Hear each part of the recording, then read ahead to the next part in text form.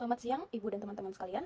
Sebelumnya, perkenalkan saya Teresia Angelika Sinaga dengan NIM 243741011 dari Pendidikan Vokasional Seni Kuliner. Di sini, saya akan membahas materi artikel saya yang berjudul Kesenjangan Akses Pendidikan Digital. Nah, artikel ini dilatar belakangi oleh perkembangan teknologi digital yang semakin pesat, membuat pendidikan berbasis teknologi menjadi kebutuhan yang penting dalam dunia pembelajaran. Namun, di Indonesia, masih terdapat banyak pelajar yang belum memiliki akses internet yang stabil, perangkat digital yang memadai, serta fasilitas pendidikan yang merata. Kondisi ini menyebabkan kualitas pembelajaran antara daerah dan perkotaan itu menjadi berbeda, sehingga menciptakan kesenjangan pendidikan digital yang cukup besar. Selain itu, pendidikan berkualitas merupakan bagian dalam pencapaian Sustainable Development Goals atau SDGs, khususnya pada tujuan keempat, yaitu pendidikan berkualitas. Jika kesenjangan digital tidak segera diatasi, maka akan memperbesar ketimpangan sosial, ekonomi, dan peluang kerja di masa depan. Oleh karena itu, diperlukan kerjasama antara pemerintah, masyarakat, dan sektor swasta dalam menyediakan akses pendidikan digital yang lebih merata dan inklusif bagi seluruh masyarakat di Indonesia. Nah, selanjutnya, pembahasan artikel ini didasari oleh pertanyaan mendasar yang ada 3 pertanyaan. Yang pertama yaitu bagaimana strategi pemerintah dalam pemerataan infrastruktur digital pendidikan. Yang kedua, bagaimana peran keuangan sosial Islam dan sektor swasta dalam pembiayaan fasilitas digital. Yang ketiga, bagaimana penguatan literasi digital dan pendidikan karakter dapat mengurangi kesenjangan pendidikan. Selanjutnya yaitu tujuan pembahasan artikel ini yaitu menganalisis strategi integritas kebijakan haluan negara dengan tata kelola pemerintah daerah, pemenuhan perangkat digital untuk mencapai target pendidikan berkualitas di Indonesia. Yang kedua, mengevaluasi peran instrumen keuangan sosial Islam, khususnya dalam melakukan inovasi wakaf digital dan platform crowdfunding. Yang ketiga, penguatan literasi digital dan pendidikan karakter yang inklusif sebagai langkah untuk meminimalisir kesenjangan akses pendidikan, menghapus diskriminasi gender bagi kelompok dalam masyarakat.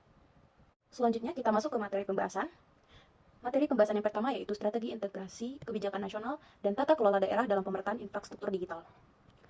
Beberapa strategi yang diperlukan dalam integrasi kebijakan nasional dan tata kelola daerah dalam pemerataan infrastruktur digital. Yang pertama yaitu revitalisasi haluan negara. Revitalisasi haluan negara ini diperlukan sebagai landasan hukum yang kokoh untuk memandu pembangunan nasional menuju pencapaian target pendidikan berkualitas di Indonesia. Kebijakan strategis ini bertujuan untuk mengisi kekosongan hukum dan memberikan arah yang jelas bagi instansi pemerintah di tingkat pusat maupun di tingkat daerah. Integrasi kebijakan yang holistik ini sangat penting dilibatkan dalam partisipasi masyarakat dalam mengatasi hambatan akses teknologi pendidikan. Pemerintah pusat dan daerah memiliki peran penting dalam pemerataan pendidikan digital di Indonesia. Integrasi kebijakan nasional diperlukan agar pembangunan infrastruktur internet dan penyediaan perangkat digital dapat berjalan secara merata hingga ke daerah yang terpencil. Sinergi antara pemerintah pusat, pemerintah daerah, dan masyarakat menjadi langkah utama dalam mendukung terciptanya pendidikan berkualitas berbasis teknologi. Yang kedua yaitu evaluasi terhadap pelaksanaan program pembangunan di tingkat daerah. Pengentasan ketimpangan layanan dasar masih menghadapi berbagai kendala administratif. Masalah keterbatasan sumber daya manusia di tingkat daerah seringkali menghambat proses pelaporan infrastruktur yang akurat.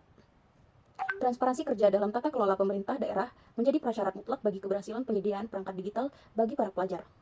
Di beberapa wilayah, kurangnya kedisiplinan waktu dalam pelaporan mengakibatkan keterlambatan penanganan kasus kesenjangan akses pendidikan.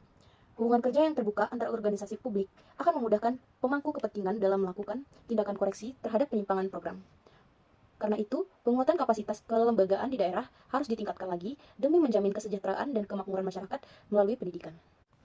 Yang ketiga, akselerasi pendidikan berbasis teknologi informasi. Inovasi seperti e-learning memungkinkan proses pembelajaran dilakukan secara mandiri dengan jarak jauh tanpa terbatas oleh sekat geografis. Mutu pendidikan yang memadai hanya dapat dicapai apabila sarana input dalam pembangunan digital dapat dikelola secara profesional. Yang keempat, yaitu implementasi kebijakan rendah karbon. Pemerintah berupaya menurunkan emisi melalui pembangunan energi terbarukan yang dapat menyuplai kebutuhan listrik bagi sekolah-sekolah di pelosok. Transisi menuju low carbon economy di Indonesia menuntut adopsi teknologi hemat energi dalam setiap proyek pembangunan secara digital. Yang kelima, pengembangan desa berbasis tujuan pembangunan berkelanjutan.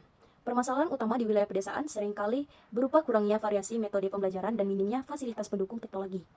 Pembentukan UMKM kreatif di desa itu dapat menjadi penggerak ekonomi yang mendukung pendanaan mandiri untuk kebutuhan gawai para pelajar. Selanjutnya, yang keenam yaitu penanganan masalah stunting.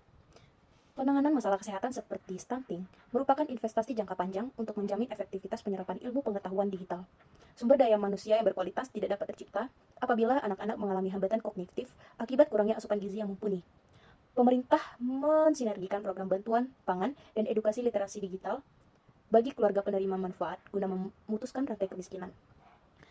Program mengatasi stunting ini juga diteruskan pada masa pemerintahan Presiden Prabowo, yaitu dengan melakukan program makanan bergizi gratis atau MBG kepada sekolah-sekolah negeri maupun swasta untuk mengurangi dampak dari stunting pada era digitalisasi pendidikan saat ini. Selanjutnya materi kedua yaitu potensi keuangan sosial Islam dalam kolaborasi sekolah swasta dalam pembiayaan fasilitas digital. Keuangan sosial Islam seperti zakat, wakaf digital, sedekah, dan crowdfunding memiliki potensi besar dalam membantu pendanaan fasilitas pendidikan digital. Pemanfaatan teknologi digital dalam pengelolaan dana sosial itu dapat meningkatkan transparansi dan mempermudah penghimpunan dana dari masyarakat. Dana tersebut dapat digunakan untuk menyediakan perangkat teknologi, jaringan internet, dan fasilitas pembelajaran digital di daerah pedesaan. Selain itu, sektor swasta juga memiliki peran penting itu melalui program Corporate Social Responsibility atau CSR, yaitu perusahaan dapat membantu penyediaan fasilitas digital, pelatihan keterampilan dan teknologi, serta pembangunan infrastruktur pendidikan di daerah tertinggal, dan kolaborasi antara pemerintah, masyarakat, dan sekolah swasta diharapkan mampu mempercepat pemerataan pendidikan digital serta meningkatkan kualitas sumber daya manusia Indonesia.